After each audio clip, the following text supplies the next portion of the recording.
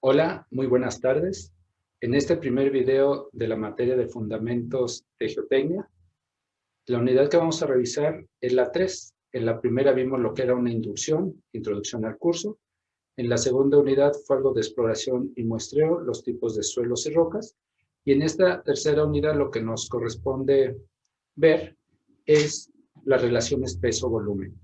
En este video lo que se va a presentar son los 3 primeros ejercicios que vienen en el libro de Juárez Vadillo en el tomo 1 y que hacen referencia a los suelos saturados.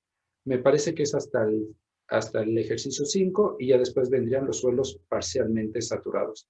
En este caso vamos a considerar que están saturados completamente por agua, como hemos visto en las sesiones de clase, pudiera estar saturado de aire, pero lo vamos a tomar como saturado de agua. Pues bienvenidos y comencemos. Bueno, este es el ejercicio número 1, tomado del libro Juárez Vadillo, y comienzan en la página 62. Aquí dice, si te dan el contenido de agua de un suelo saturado y su peso específico relativo de sólidos, lo que hay que encontrar para este ejercicio en particular sería el peso específico de la masa, que es el peso específico de la muestra, y el peso específico sumergido de ese suelo.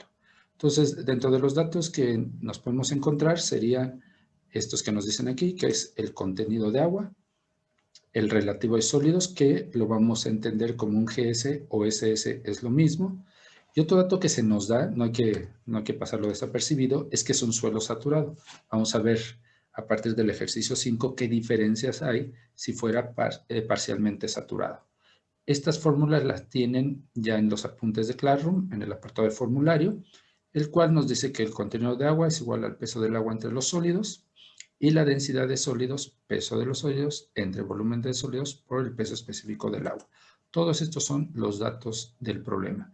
Ya con esto lo que podemos hacer es primero hacer un diagrama, como se nos indica aquí, para un suelo saturado, el cual consta de dos fases, que dijimos que puede ser de aire y sólidos, pero lo vamos a entender en la mayoría de los problemas que está saturado de agua.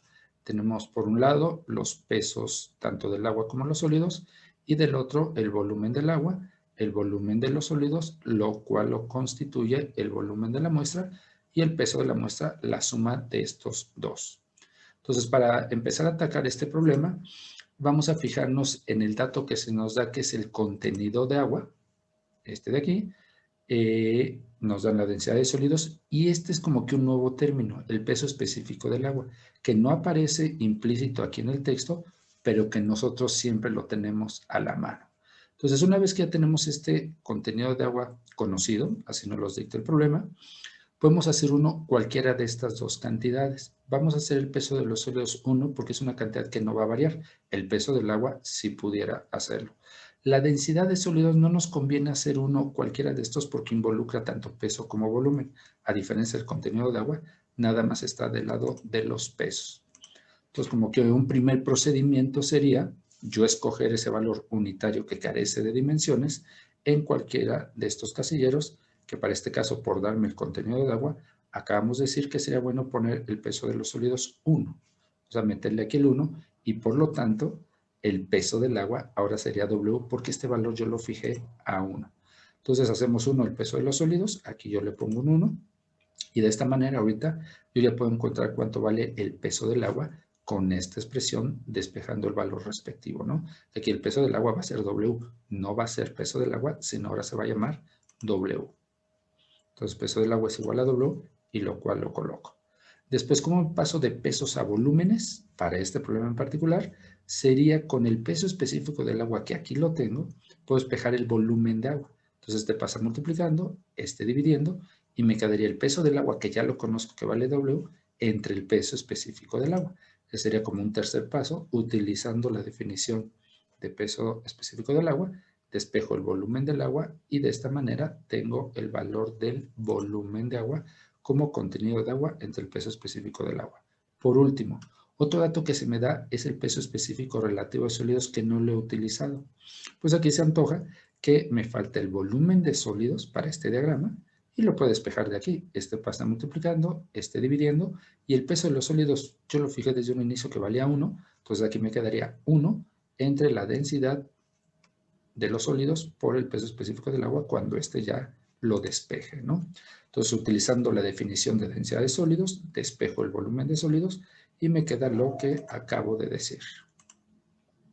Una vez que ya conozco todo mi diagrama involucrando los datos que se me dan del problema, pues ya lo que me piden pues sería cosa de ir acomodando los términos. Para este caso me piden el peso específico de la masa y el peso específico sumergido. Me voy a traer el diagrama, que esto viene de la lámina anterior. Y poniendo aquí la definición del peso específico de la muestra, que no es otra cosa más que el peso de la muestra entre el volumen de la misma, y reacomodando términos me quedaría lo siguiente, ¿no?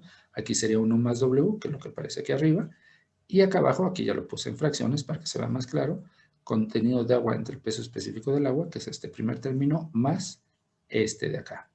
Ahora, con este valor ya obtenido, ahí ya se acabaría el problema, pero bueno, todavía podemos simplificar algo esta expresión, pero si yo ya tuviera conocido el contenido de agua, no sé, 10%, y la densidad de sólidos 2.5, 2.7, 2.8, en automático saco mi peso específico de la muestra. Pero una forma más conveniente de expresar esta fórmula sería la siguiente. Saco como factor común el peso específico del agua y después por la ley del sándwich pasaría arriba, ¿no?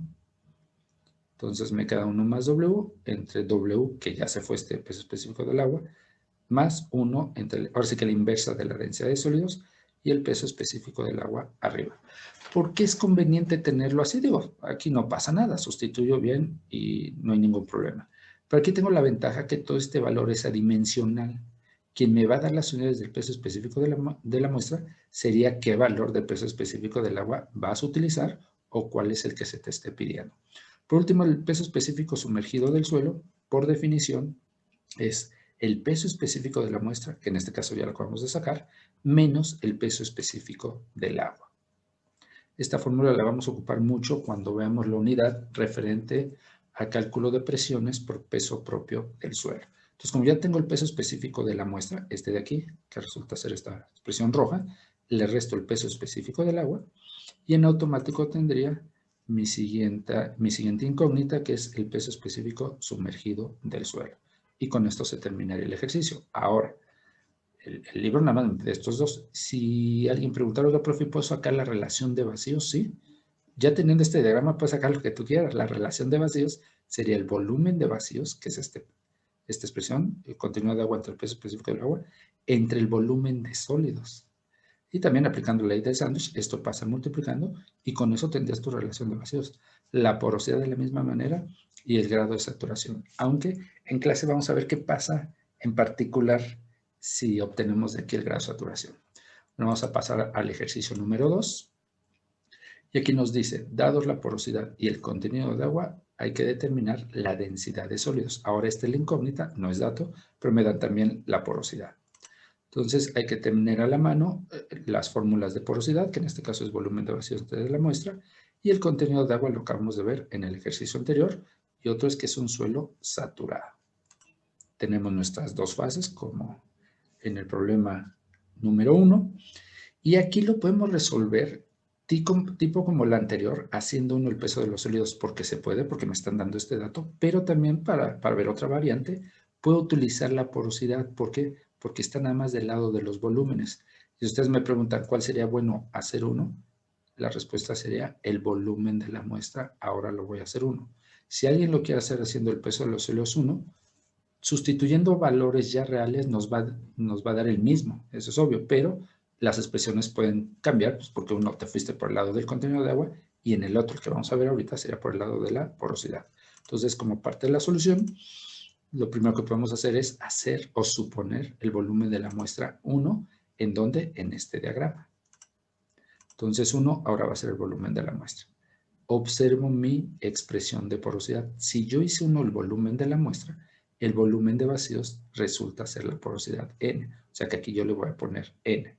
Y la otra, ¿cómo obtendría el volumen de sólidos? Pues por la diferencia del de la muestra menos el volumen de agua, me daría el volumen de sólidos, que es lo que va a aparecer a continuación, ¿no? Entonces, si el volumen de la muestra lo hacemos 1, ahora el volumen de vacíos es la porosidad, aquí iría una N, y el volumen de sólidos que me estaría faltando, pues sería la diferencia de estos dos, ¿no?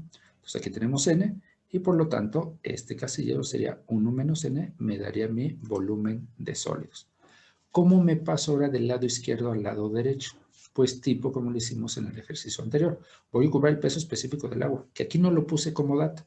Lo hice a propósito, ¿no? Pero lo tengo a la mano. Entonces, utilizando la definición de peso específico del agua, es peso entre volumen. Esto que le estoy diciendo al aire se queda para que ustedes también lo vayan haciendo a mano, ¿no? Entonces, aquí lo voy a hacer así medio mentalmente, aquí dice que lo estoy escribiendo, ¿no? Entonces, peso específico del agua es peso entre volumen, despejo el peso, entonces resulta que el peso específico del agua va a estar multiplicado por mi volumen de agua. En este caso, el volumen de agua no es W, sino ya vale N. Entonces, aquí debe de aparecer N por el peso específico del agua. Y aquí lo tengo. Por último, ¿qué otro dato no has utilizado? No has utilizado el contenido de agua. Y para lo que llevamos, ahora puedo despejar el peso de los sólidos que me hace falta de aquí. Este pasa multiplicando, este pasa dividiendo y me quedaría el peso del agua que ya lo tengo para este paso entre el contenido de agua W. O sea que aquí debería aparecer N gamma W entre W. Con la fórmula de este contenido de agua encontramos el peso de los sólidos, que es lo que acabamos de decir, N por el peso específico del agua entre W. Aquí aparece. Todo esto compruébenlo, ¿no? Digo, lo de menos sería ponerlo paso a paso, pero también se vale que ustedes lo estén siguiendo y lo estén obteniendo. Y otra vez, como ya tengo todos los datos conocidos, lo que se me pide es la densidad de sólidos SS, que es este valor entre este valor por el peso específico del agua que aparecerá en esta siguiente lámina. Aquí lo tenemos, entonces sería peso de los sólidos entre volumen de los sólidos. Ahorita va a aparecer la expresión, ¿no? Entonces, densidad de sólidos, peso de los sólidos, entre volumen de los sólidos por el peso específico del agua. Y aquí qué bueno que lo estén observando, porque muchas veces si yo se las dictara así en voz alta y no la vieran, dirían, como yo lo estoy dictando, peso de los sólidos entre volumen de los sólidos por el peso específico del agua. Pero eso se entendería, si no la están viendo, como que esto estuviera arriba. El peso específico del agua divide a este valor o multiplica a este de acá, ¿no? Entonces, bueno, aquí lo puse por colores para irlo colocando del lado derecho. Aquí le cambié a GS, GS y SS, lo vamos a entender como exactamente lo mismo. Depende de la bibliografía. Entonces, el peso de los sólidos ya lo tengo. Vale N por gamma W entre W, es lo negro. N por gamma W entre W. El volumen de sólidos es 1 menos n, va aquí abajo, viene aquí en azul, y esto rojo, que es el peso específico del agua, viene de la expresión de densidad de sólidos. Y nada más por último, lo que puedo cancelar es este peso específico de arriba con este de abajo, y ya la expresión a la que puedo llegar finalmente sería a que la densidad de sólidos, dados la porosidad y el contenido de agua, la puedo obtener con esta expresión. Ahora, el día de mañana vas a tener esa porosidad conocida de un estudio de exploración, un estudio de un campo real, ¿no? De un terreno real, ya sea para la construcción de un edificio, para un aeropuerto, para un tren, bueno, no un tren como tal, ¿no? Para las vías de comunicación, una autopista, una vía férrea, un aeropuerto, lo que fuera, ¿no? Entonces, esta porosidad la vas a tener, contenido de agua, entre comillas, es muy fácil determinarlo, y con eso te puede dar una idea de lo que es la densidad de sólidos de ese suelo, que más adelante te va a servir casi nada, casi para nada, nada más para calcular asentamientos y deformaciones en los suelos. Entonces, este valor es muy importante. Aquí va a aparecer una tabla con valores típicos de la densidad de sólidos dependiendo del material que tengas. Va desde una grava, que es un material, entre comillas, de partículas gruesas, hasta el material más fino que puede ser una arcilla. Aquí sacan la turba, pues ya como un material muy orgánico, pero vamos a ver el rango de estos valores de densidad de sólidos. Es un valor adimensional, ¿por qué? Lo vimos en clase. Aquí hay un peso específico de los sólidos. Entre el peso específico del agua se cancelan las unidades y por lo tanto estos valores son adimensionales. Pero a grosso modo, estamos viendo que van de valores de 265, 2,6 hasta un valor muy alto para la arcilla de 2,80. En clase comentamos que por ahí todavía te puedes encontrar, dependiendo del tipo de suelo, puede ser hasta un valor de 3, ¿no? Ya como un máximo. Entonces, este fue el ejercicio 2.